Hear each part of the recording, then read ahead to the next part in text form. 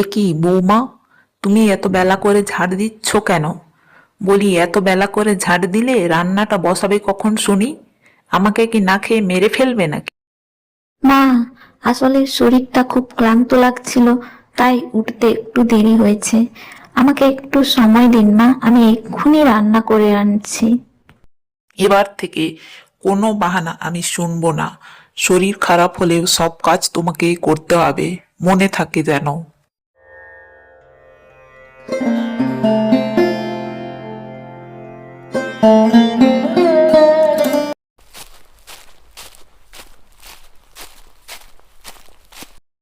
বলি, আর কতক্ষণ সময় লাগবে তোমার?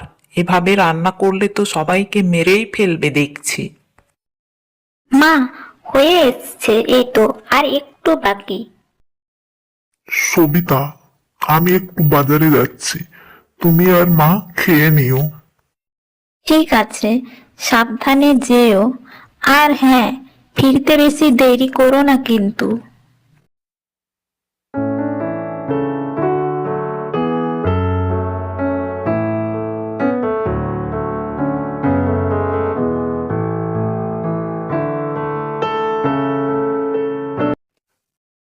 পোড়া কপাল আমার, বাড়িতে ছেলে বউ থাকতেও আমার শান্তি নেই।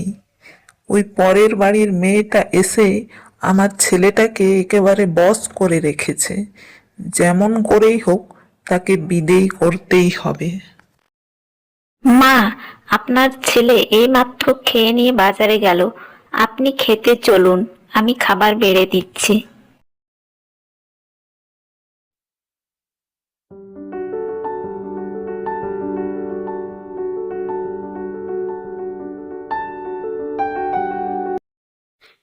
তুমি এত বিচ্ছিরি খাবার রান্না করেছো, লুচিগুলো তো ভেজে একেবারে পুড়িয়ে দিয়েছো। এগুলো কি মানুষে খায় নাকি?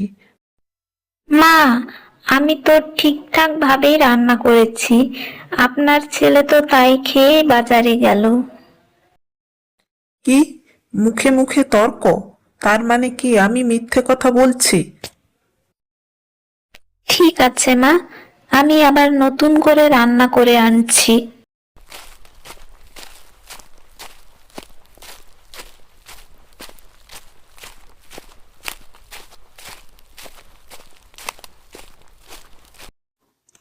আরে অর্ণব যে, কোথায় যাচ্ছ সকাল সকাল? কাকা, একটু বাজারে যাচ্ছি, কিছু সবজি টবজি আনতে হবে। তা তুমি ভালো আছো তো? হ্যাঁ বাবা, ভগবানের দয়ায় এখন আমি ঠিকই আছি। আচ্ছা ঠিক আছে, তুমি যাও। আচ্ছা দাদা, কত টাকা কিলো মাছ? যা নেবেন সব 200 টাকা কেজি। ইলিশ ছিল 300 টাকা কেজি, একটু আগে শেষ হলো। আচ্ছা আচ্ছা ঠিক আছে, 1 কেজি রুই মাছ দাও তো দেখি। সবিতা, মা একটু বেশি বকাবকি করে তোমাকে, তুমি মন খারাপ করো না, ও একটু ওরকমই। তোমার মাকে তো আমিও মা বলে ডেকেছি, আমি কিছু মনে করিনি ওনার কথায়। আমি জানি সবিতা, তুমি মুখে না বললেও মনে খুব কষ্ট পাও, কিন্তু একদিন না একদিন সব ঠিক হয়ে যাবে দেখো।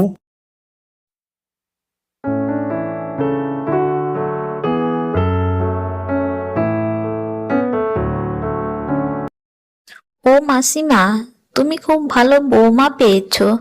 তোমার তো খুব ভালো ভাগ্য গো। ভালো না ছাই, মুখেই শুধু ভালো, কাজের বেলায় কিছু না। এই বয়সেও আমাকেই কাজ করে মরতে হয়।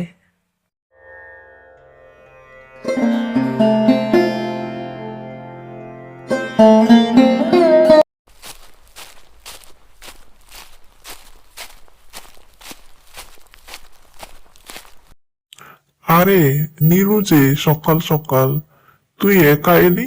রোহন কোথায়? হ্যাঁ দাদা, তোমাদেরকে অনেকদিন দেখিনি, তাই চলে এলাম।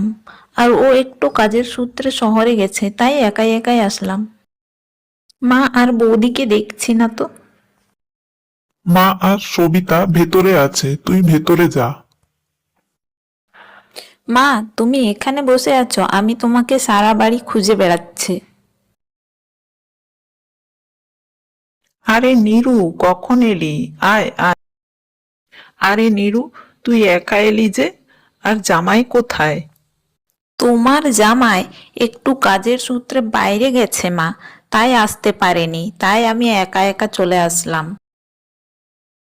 তা মা, তুমি ভালো আছো তো? আর বৌদি কোথায়? তাকে তো দেখছি না, অনেকক্ষণ হয়েছে এসেছি, তার কোনো খোঁজেই নেই। আমার কি সে কপাল আছে রে নীরু? এই বয়সেও আমাকে তো আর কম কাজ করতে হয় না। এ এ কি বোন, তুমি কখন এলে? আর তুমি একা যে? তোমার কি সে খেয়াল আছে বৌদি, বাড়িতে কে এলো না এলো তার খোঁজ কি তুমি রাখো? তোমার বাবা মা তো দেখছি তোমাকে কিছুই শেখায়নি। তুমি এভাবে বলছো কেন বোন? আমি তো রান্নাঘরে রান্না করছিলাম, আমি তো বুঝতে পারিনি যে তুমি এসেছো।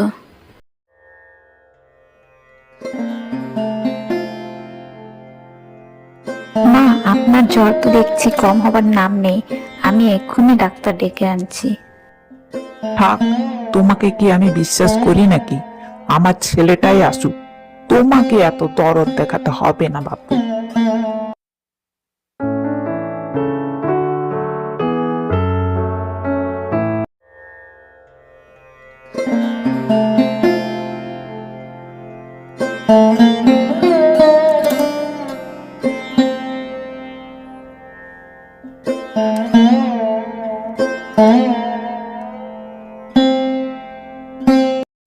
সবিতা, তুমি না থাকলে আজ কি যে হতো।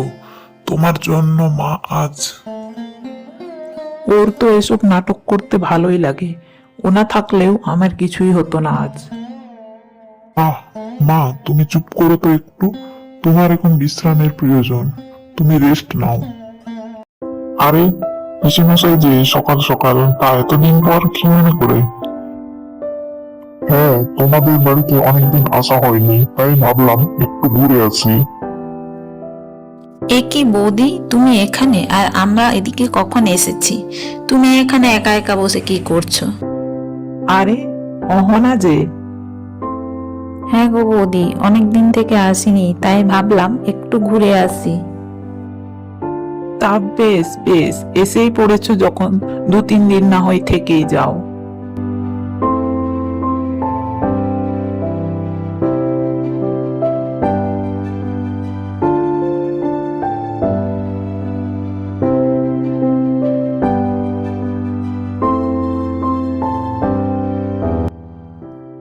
তা বৌমা, তুমি তো খুব সুন্দর রান্না করতে পারো দেখছি। সমস্ত রান্নাই খুব ভালো হয়েছে। তুমি খুব ভালো বৌমা পেয়েছো গো দিদি। এত ভালো রান্না হয়নি।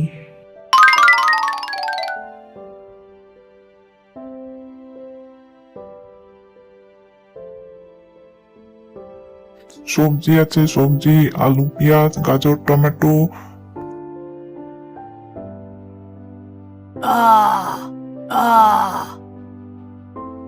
সবজি সবজি সবজি, আলু আছে, পেঁয়াজ আছে, টমেটো আছে।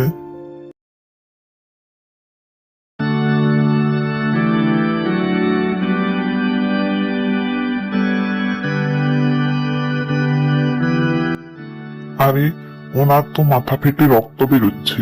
উনি মনে হয় একাই বাজারে এসেছেন। ওনাকে বাড়িতে পৌঁছে দেওয়ার ব্যবস্থা করতে হবে। হ্যাঁ গো দাদা, তুমি ঠিকই বলেছ, ওনাকে আমাদের সাহায্য করা উচিত। হ্যাঁ হ্যাঁ, আমিও তোমাদের কথাই সহমত। ওনাকে আমাদের সাহায্য করা উচিত।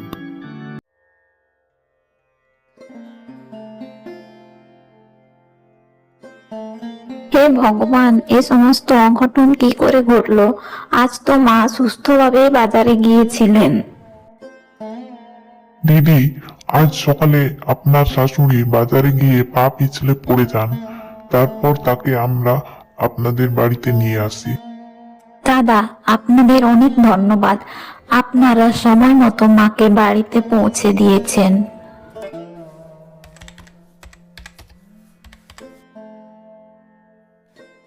মাসিমা, আপনি আপনার বৌমাকে কতই না অপমান করেছেন, অথচ আজ আপনার এই বিপদের দিনে আপনার বৌমাই আপনাকে সামলেছে। আপনার বৌমা না থাকলে আজ আপনার কি যে হতো।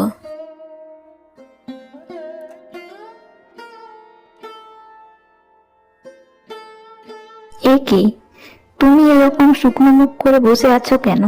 কি হয়েছে? সবিতা, আর কি বলবো, মায়ের ওষুধ আনতে তো সব টাকাই ফুরিয়ে গেল, আর এখন ওষুধও আনতে হবে। কি যে করি মাথায় আসছে না। ও তুমি চিন্তা করো না, কোনো না কোনো ভাবে জোগাড় হবেই।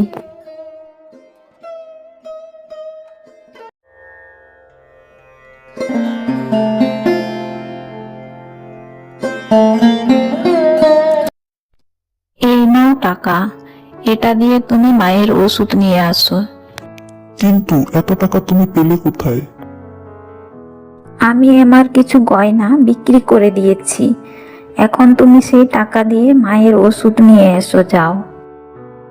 কিন্তু সবিতা, তুমি তোমার গয়নাগুলো বিক্রি করে দিলে কেন? গয়নাগুলো তো পরেও কেনা যাবে, কিন্তু এখন মায়ের ওষুধের খুব প্রয়োজন। মা সুস্থ হলেই আমাদের ভালো। সবার ভালোর জন্যই আমি গয়নাগুলো বিক্রি করেছি।